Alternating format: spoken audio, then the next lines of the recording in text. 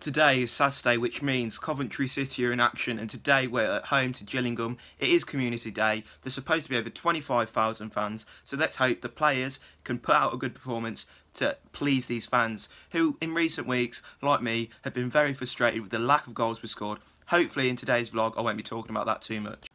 And for a change, I've got fans' predictions over on my Twitter, MaxMarziano1, go check it out. I tweet a lot on there, I interact with lots of Cov fans, and they all gave me some score predictions. They all predicted wins, so I'll dot them around the page right now, so you can have a look and see which one's correct. Let's get into this.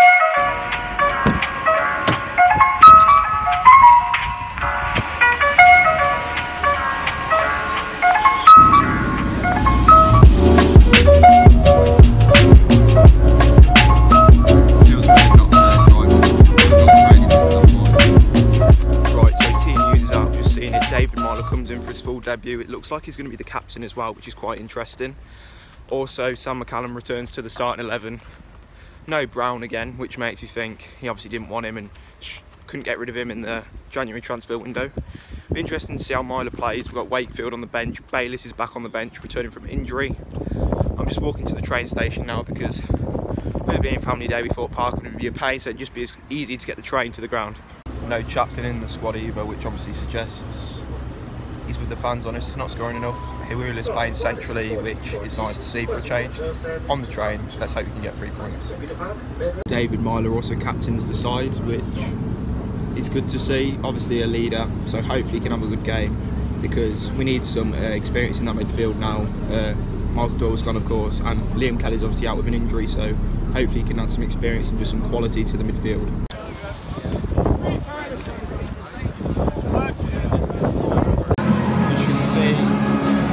Telegraph stand, well, what it used to be called, and then it's filling up. 20 minutes till kick off. I reckon you're looking at about 23,000. Come on!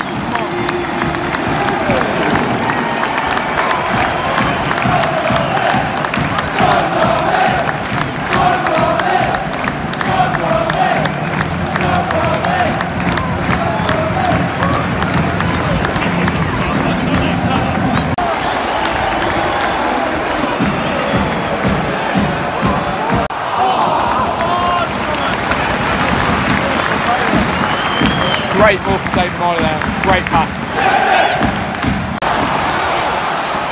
Oh, what is that?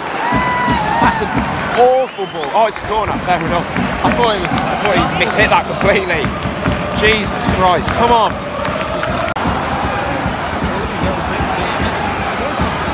Go on, David Meyler. Oh!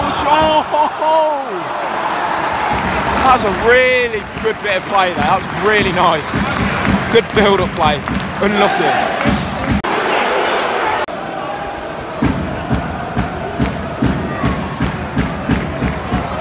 Oh, bad luck. Another corner. This is alright. Come on, this ball's in very good. Great save from Burge there. Got to be careful. Go on, shoot! Oh my God, have a go, please. Oh! Oh! Come on. Good pass.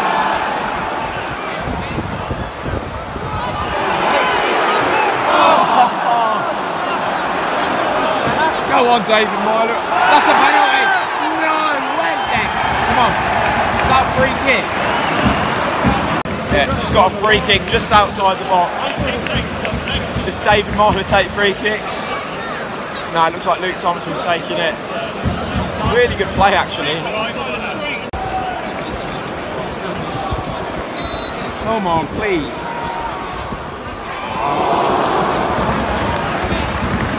Disappointing free kick in the end. Nice. Get it in the box now. Oh, brilliant. That was a really nice play. Much better there. Great build-up play once again and a lovely shot from Dujon. Good save from the keeper, that. Come on, good delivery. Take him on, he's going to do something. Have a shot. Oh! shoot. Good ball, have a go. Oh. Oh my God, when will we score? Straight away, Gillingham come forward, Sam McCallum sold himself a little bit. Lucky, plays, referees ruled away a penalty. Decent bit of play there again. Bakoko's come on for David Meyler. Hopefully he can offer us some height. The Wheeler's just missed it at the back post then. Jesus Christ.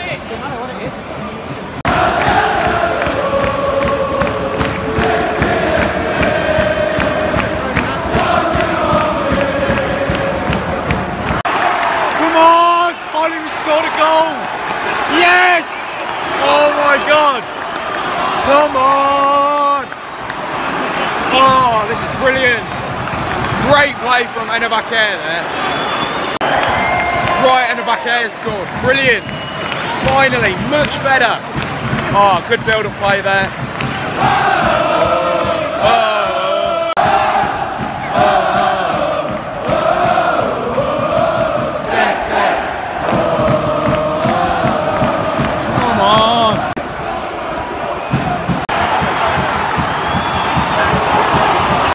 So, because we got the train, we've had to leave early, but Gillingham have just got a penalty, which isn't good at all. Oh no, I'm just refreshing my Twitter constantly. Got to save this, hopefully. Fingers crossed he saves it. Yeah, Gillingham just equalised in the 92nd minute, really frustrating. So annoying, man. Bakayoko missed a sitter in like the 85th minute, which really could have sealed the game, but of course, typical Cov. We'll dominate a game, but we can't score, and stupid mistakes lead to goals, and we can't get back into it. So frustrating.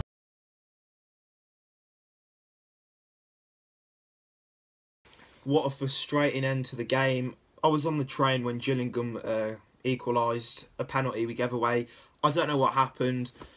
It sounded like it was Willis's fault on the radio, according to Robbins, but it's not good enough. It really isn't. We had so many chances during the game to kill off the game, in all honesty. We should have been about a 3-0 up. We say this every week. I sound like a broken record saying it, but these chances just have to go in. Bakayoko came on, looked okay, did alright, and he had an absolute sitter, and he missed it. It was just an awful shot, and it's just like Hiwulu's missed a sitter. There's so many players who just aren't taking their chances, and it just bewilders me why we didn't bring a striker in. Like, I'm not saying Johnson Clark-Harris was like a club legend, like all the fans seem to make him out to be over on Twitter, but he was an attacking threat.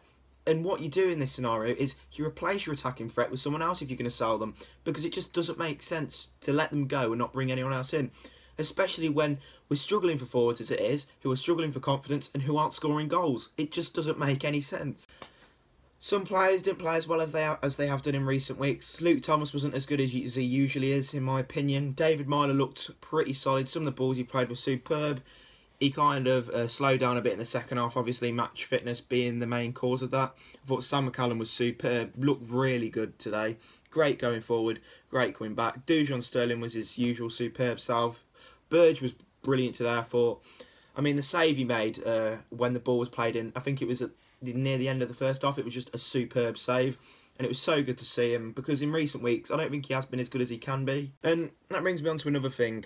Now, of course, it being Community Day, ticket prices are slashed completely to £5 for everyone. Why not make this a common thing, like every week? I'm not saying it has to be £5 for everyone, but £5 for under 18s, £10 for adults. And you get more fans coming in, and that generates more food sales, generates more money for parking, etc. It just makes logical sense to do it that way, and that's how a good football club should be run, particularly at this level.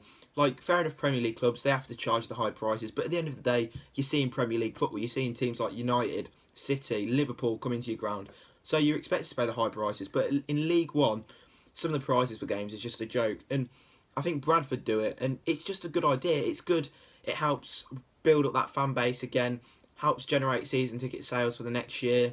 Do you know what I mean? So I don't know why we don't do it.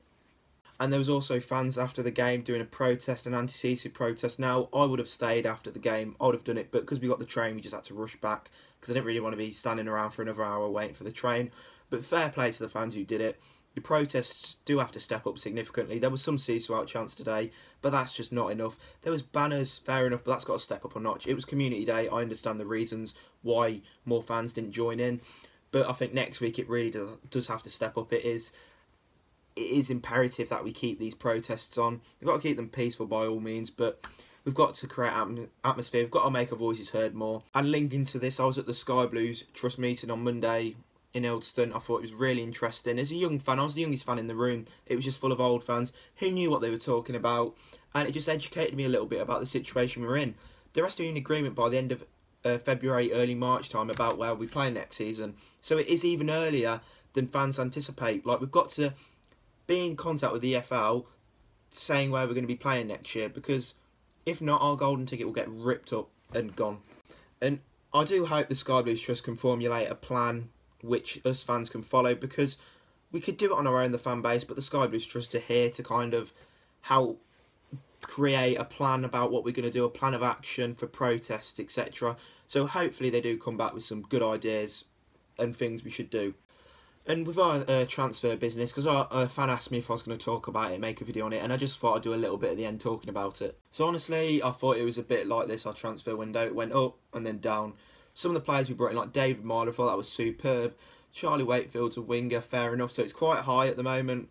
We lose Michael Doyle, and it just starts to drop from there, losing Johnson Clark-Harris. He wasn't a club legend. Fans keep making him out to be like he's some kind of superb cult hero for the club, but he didn't really do a lot when he played.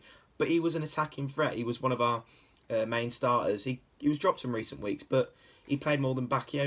And like, if you are going to sell a striker at this level, particularly with us where we are, we're not scoring enough goals. We're kind of thin on strikers. Bakioko's just returning from injury. It makes sense to actually bring in someone, or have a plan to bring in someone to replace Johnson Clark-Harris. Whoever it is, even if it's a loan, just someone who's an attacking presence up front.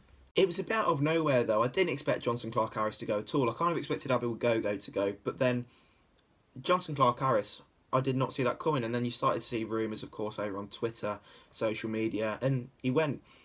I do think the main cause was he was on a high wage, and I think City probably wanted to slash this wage bill and save money like they always like to do. Thankfully we haven't lost Tom Bayliss. I think that's the positive we can take. Someone highlighted that.